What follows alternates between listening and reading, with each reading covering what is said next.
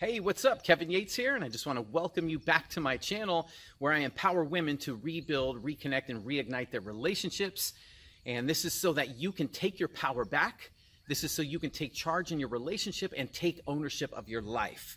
So today I want to talk to you about 3 things that you can do to build back your self-esteem. Self-esteem, it's one of the things that it's easy to kind of lose a lot of it when you're in a relationship, especially when you have a man who is just distant and disconnected, who's disengaged, who doesn't seem to want to work on the problems that you have, or if he admits that there's any problems. A lot of times he's in denial, but sometimes he'll admit there's problems, but then he'll point the finger at you and say that the problems are your fault, or he'll just tell you to get over it. You just need to get over it. And before I get started, if you haven't done so, go ahead and click the like and subscribe buttons below. So if you watch these videos, or if you're new to my channel, when I post new videos, you can check them out and you'll be notified. And also, if you haven't done so, I've created a free video series. So if you've been struggling with trying to get your man to stop fighting with you and to start working on fixing your relationship problems with you, get him to open up, get him to talk with you, get him to work with you, and you're wondering how to get him to do that, I've created a free video series, so you should definitely check that out. I go in depth on how to do all that and give you some good, practical, simple, and powerful strategies for helping you with that. So the link, if you're interested, is in the description box below. All right, so let's get started. 3 ways to start to build back your self-esteem. Okay, so the first thing is to keep your word to yourself. The more times that you fail to keep your word to yourself, the more it's going to knock your self-esteem down. So every single time you make a promise to yourself that you don't keep, right? Whether that's, if he calls me a name again, or if he, cheats again, or if he spends money behind my back again, or if, he comes home late again, or if he doesn't start spending more time with me, if he doesn't start communicating more with me, if he doesn't start taking ownership and of his share of the responsibilities, right? And helping me out around here. What is it that you've been saying you're going to do? What promises have you made to yourself? What word have you made that you haven't kept to yourself?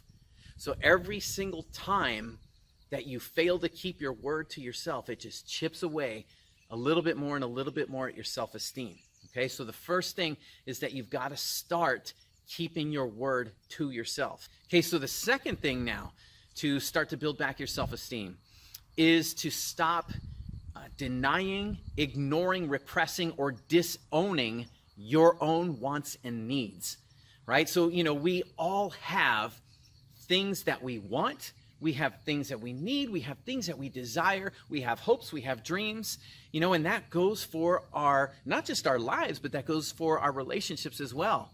And the more you try to push it away, the more you try to ignore it, the more you try to just repress it or disown it, the stronger it becomes, because it doesn't go away by doing that. All it does is you hold it in and you bury it so deep within you, and it kind of becomes to a point where when it comes out, it's going to rise to the surface one of these times. It's going to keep building and building, and when it comes out, it almost always will come out in ways that are destructive, that are harmful, either to you or to him, or to the relationship as a whole. So, and it's kind of like the littlest things that, boom, it'll just pop up and blow up. And, a lot of times, like it could be something you get so upset about and you just snap and you blow over it, or you go into a tirade about it, about something that has nothing to do with that issue. It's really coming from an unmet need and desire, right? So it's very important that your needs and your desires, that you honor those, that you bring those to life, that you communicate what they are, and that you are able to have those needs and desires and those wants met, because they are important. Okay, and then finally, the third thing to start to build back self-esteem is to understand that you have value, okay? And your value is not tied into your boyfriend or your husband or even a relationship. And it's almost as if it's like we're being told, or we're being made to believe that we need a relationship to validate our sense of worth, right? That we can't possibly be happy and fulfilled and unless we have a relationship, or unless we're in a relationship. So, it's really coming to that realization that, look, having a relationship is wonderful, right? If you're married, great. That's wonderful, but that does not validate your worth. You don't need the marriage or your husband or your boyfriend to validate your worth.